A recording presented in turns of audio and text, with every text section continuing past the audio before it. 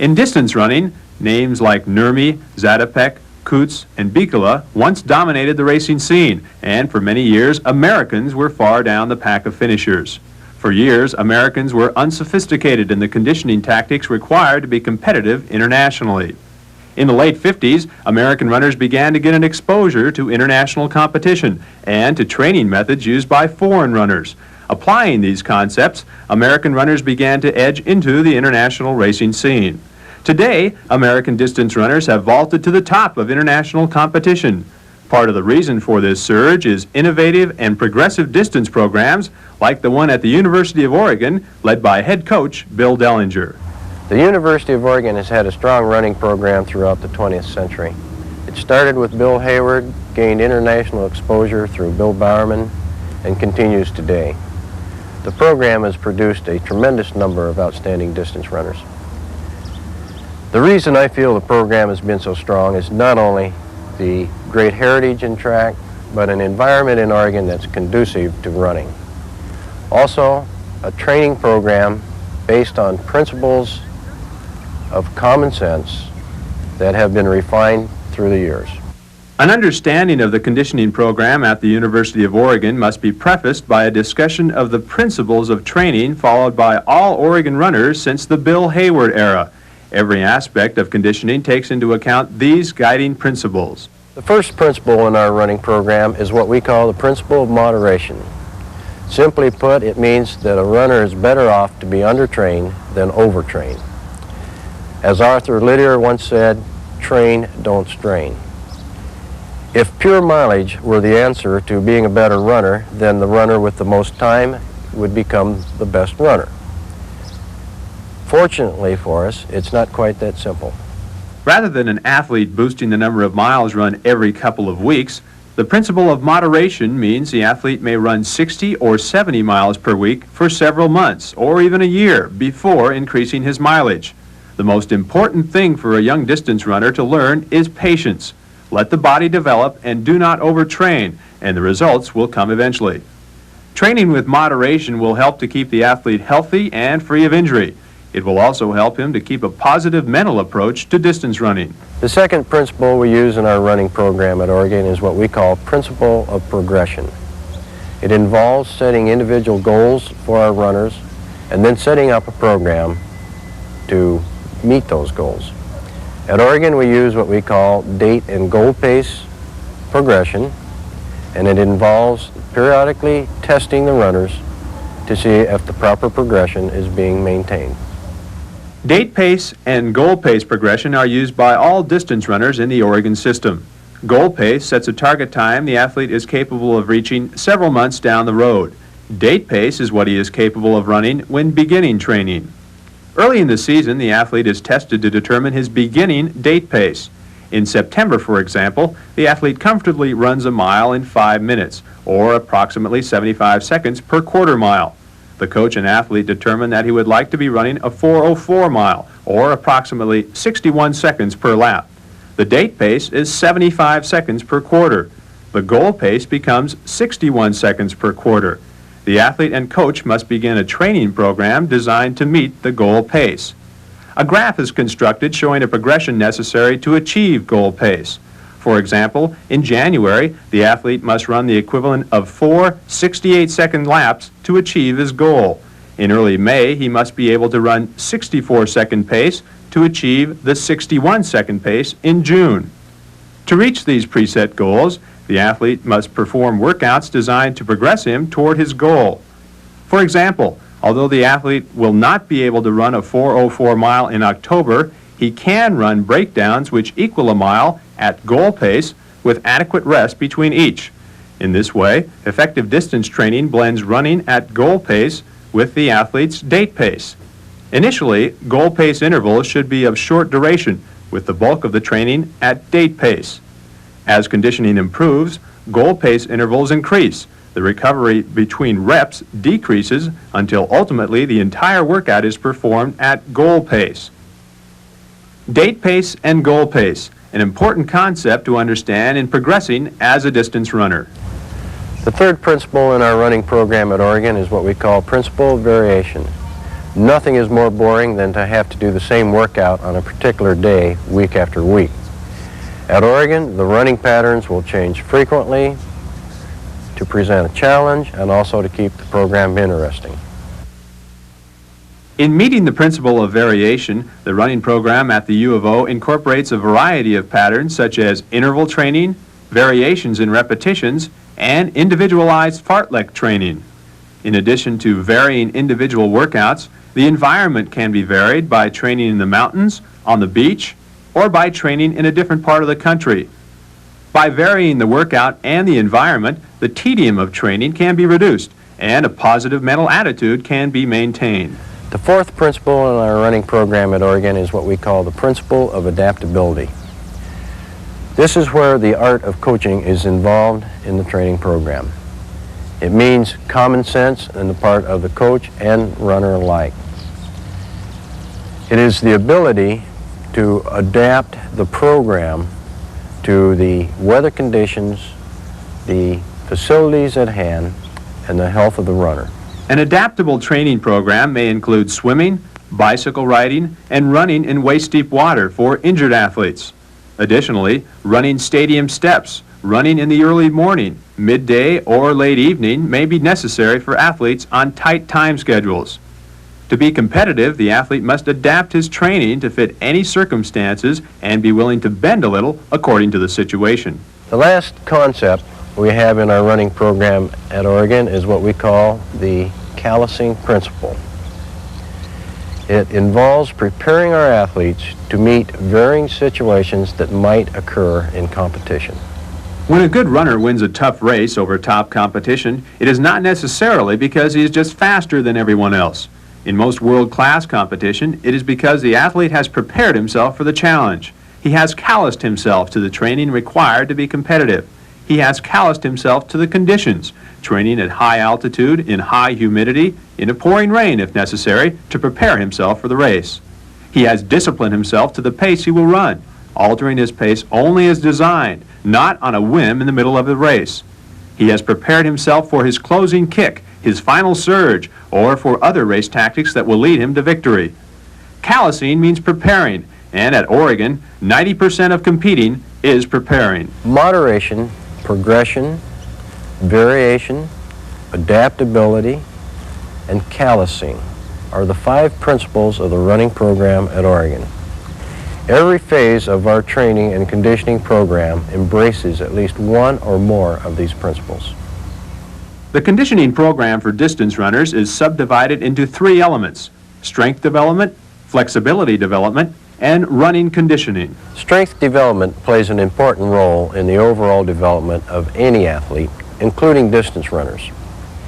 It is a fairly new concept in distance running, but has been very useful in our program to prepare the runners strength-wise and mentally towards competition. In our routines at Oregon, we will lift weights during the off-season 3 times a week, and during the season, twice a week. Weight training for distance runners is divided between exercises on Nautilus machines, which stress individual muscle groups, and specialized lifts with free weights. Nautilus drills recommended for distance runners follow. Back extensions are done on a bench with the knees locked under a bar to support the body.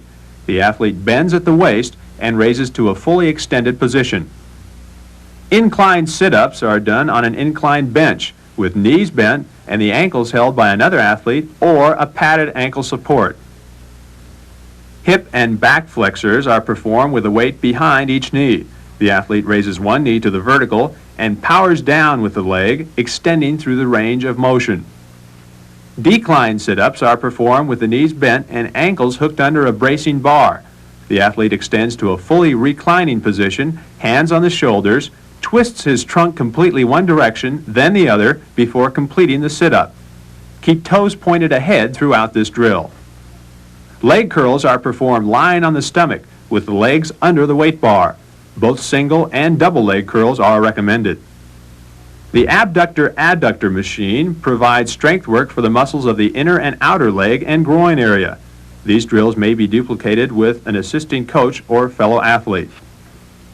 Calf raises strengthen the calf muscles, very important for leg extension and leg drive. Perform calf raises with the feet in 3 positions: straight ahead, with the toes pointed in, and with the toes pointed out. Strength work for the upper chest and back is provided by performing pullovers. Pullovers can be performed in the Nautilus machine designed for this exercise, or by lying on a bench and using a barbell. Form running exaggerates the movement of the running motion. With a weight in each hand, power the arms through the full range of motion of running. Hanging hip flexors are designed to improve knee pickup through strengthening the muscles of the upper thigh and lower back. Front lateral raises is a specialty drill designed to get full extension of the abdominal muscles and those of the chest. Bring the weights together in front of the body, arms extended. While breathing in, raise the weights over the head and raise to the toes for full extension. Expel the breath and separate the weights to be lowered alongside the body for a full repetition. Diaphragm exercises are done exclusively for strengthening the diaphragm muscle. Inhale deeply, holding a heavy barbell loosely in the hands. The diaphragm or breathing muscle alone will raise the chest cavity, at the same time raising the barbell. Strengthening the diaphragm will expand the capacity of the lungs and increase the ability to forcefully expel breath while running. Weightlifting for distance runners is designed to establish a foundation of strength and to maintain strength throughout the season.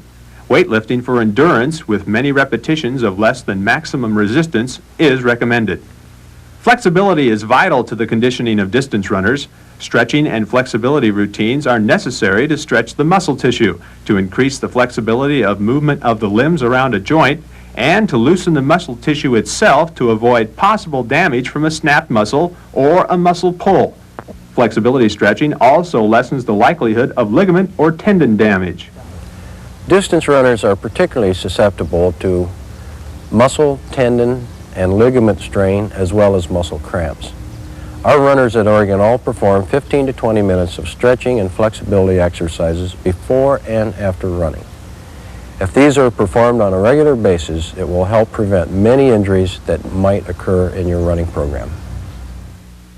After a short jog or warm-up, distance runners might do the following stretching drills.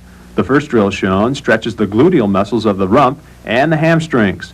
Pull one knee to the chest, crossing the foot over the still extended leg. While grasping the leg to the chest, attempt to stretch the hip down to touch the ground. As in all stretching drills, achieve a position of maximum flexibility and hold the position. Do not bounce or rock the body, as doing so may tear or strain a muscle. The next drill stretches the hamstrings and the quadriceps. Lying flat on the back, stretch one leg to the chest, at the same time holding the still extended leg flat. Alternate legs, holding the stretch position for a minimum of 30 seconds. A drill excellent for stretching the muscles of the groin, the hamstrings, and the lower back is performed with the legs extended to the sides. Lean forward, grasping a stationary object, and pull the trunk as low as possible.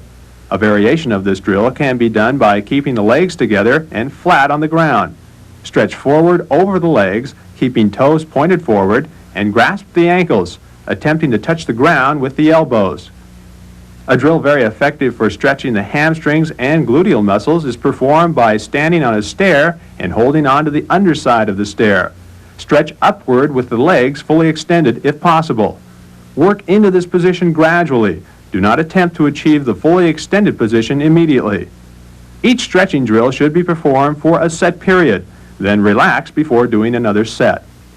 A split stretch designed to stretch the abductor and adductor muscles of the upper leg as well as the hamstrings and calf muscles is performed with the front foot straight ahead and the back foot cocked at an angle. Face forward as in the running position and stretch over the lead leg. A variation of this drill is performed by changing the position of the back foot. Additional stretching force is placed on the hamstrings and quadriceps in this position. The bridge or crab stretch provides stretching of the quads, abdominal muscles, chest muscles, and shoulders and arms. The hurdle stretch is excellent for all runners, stretching the hamstrings, the quadriceps, and the calf muscles. One version of the hurdle stretch starts with the lead leg bent back toward the body. The athlete turns his upper body away from the trail leg, further stretching the gluteal muscles. The athlete can then extend the lead leg, stretching the upper body over the lead leg and over the trail leg. Two drills effective for stretching the calf muscles are recommended. One, performed in the pike position, is done with one leg crossed over the other, attempting to put the heel of the leading leg flat on the ground. In the other method, lean against a wall or pole and extend the heel of the back leg to the ground. One additional drill effective for stretching the muscles of the hip and upper leg is performed holding on to a stationary object and bowing the hip toward the wall or pole. The foot of the leg being stretched is slightly ahead of the opposite foot. The most significant part of any training program for distance running is the actual running. In Oregon, we start in the fall and we peak for the collegiate track season in June. All 5 of our training principles are involved in this preparation. Running preparation is broken down into 3 basic elements: interval training, repetition training, and fartlek training. All distance races from 800 meters through 10,000 meters embrace these elements. Lydiard fartlek, named after the famed New Zealand running coach Arthur Lydiard, is even-paced aerobic running designed to acquire strength and to develop cardiovascular endurance. This type of fartlek running can be performed for a set period or a predetermined distance, running at an even pace. The second type of fartlek we do in our running program at Oregon is what we call Homer fartlek, developed by the great Swedish coach by the same name. It usually is done off track in a wooded area, on a golf course, or any area that is inspiring and challenging to the runners. An easy way to understand Homer fartlek is to compare it to soccer. Homer fartlek, like soccer, involves changing speed, running hard for a period, followed by a period of slower activity for recovery before charging hard for another period.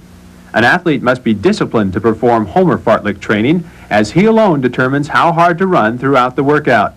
The runner exerts as much energy as he wishes, performing as many pickups, surging at race pace, or running hills as desired. The only limits to Homer fartlek are how far or how long to run. An experienced runner will take advantage of the workout, forcing himself to his limits of endurance, challenging himself to extend beyond previous limits. Because of the relative inexperience in pushing to the limits, a young runner should run a specific workout. For example, a good fartlek run for an inexperienced middle distance runner might be a 45-minute run that includes quarter-mile surges above race pace, short bursts over 100 yards at 90% effort, and possibly include a number of 3/4-mile runs at race pace. Each surge at hard pace would be followed by a period of recovery at a slower pace. 45 minutes of fartlek running following this schedule supplies quality running above race pace, at race pace for a predetermined distance, and below race pace. Fartlek training is a part of the foundation of a good running program. To be a successful distance runner requires strength, endurance, an understanding of race pace, and a knowledge of race tactics. All these aspects can be achieved through fartlek training. Interval training is an important aspect in the running program at Oregon. Simply put, interval training means the rest period between running sessions is the measured portion of the training. If done properly, interval training develops cardiovascular conditioning in a runner more quickly than any other form of training. Interval training is a method of measuring progression in an athlete. As the athlete becomes stronger and better conditioned, the recovery period between repetitions becomes shorter and each run is performed at a faster pace. An added benefit of interval training is it helps the runner learn and master correct race pace. Interval running should only be started after first establishing a strong foundation of endurance through fartlek and long-distance running. When first starting interval training, it is recommended the athlete recover for the same distance he runs during the interval. For example, the middle distance runner starting an interval program might perform 6 400-meter runs with a 400-meter jog between each. Gradually, as the athlete grows stronger, he may increase the interval distance, decrease the resting interval, and quicken the pace. The runner should jog between intervals, keeping up his momentum throughout the workout. The number of intervals the athlete should run depends on the fitness level of the athlete, his competitive distance, and the goal of his training program. Generally, the longer the competitive distance, the longer the interval, though some short, fast interval work for developing speed is recommended for all distance runners. An additional benefit from running intervals is the athlete can see the progression he is making and thus gain confidence. Another important aspect to the running program at Oregon is what we call repetitions. Repetitions are very similar to interval training, except in repetition training we are not concerned about the rest period. The runner will do certain sets of repetitions with the idea of hitting a certain time and taking as much rest as necessary to hit that time. We usually do repetitions for speed work. The concept of repetition training is for a high-quality workout running specific distances for specific times. The emphasis of a repetition workout is on the speed of the athlete as well as running for a predetermined pace. Running a repetition workout can bring the athlete to a state of oxygen debt. This state is followed by a complete rest period for the athlete to recover his strength before initiating another run. Repetitions vary in length according to the competitive distance the athlete will run, and is another tool by which the coach can measure his athlete's progress. Over the past decade, running has achieved new heights in popularity. A runner such as Alberto Salazar can now achieve overnight stardom nationally and internationally by winning a prestigious road race or marathon. With the running popularity, it is more important than ever that coaches and runners alike understand the concepts of training. The principles of training outlined in this program can help you to achieve your full potential.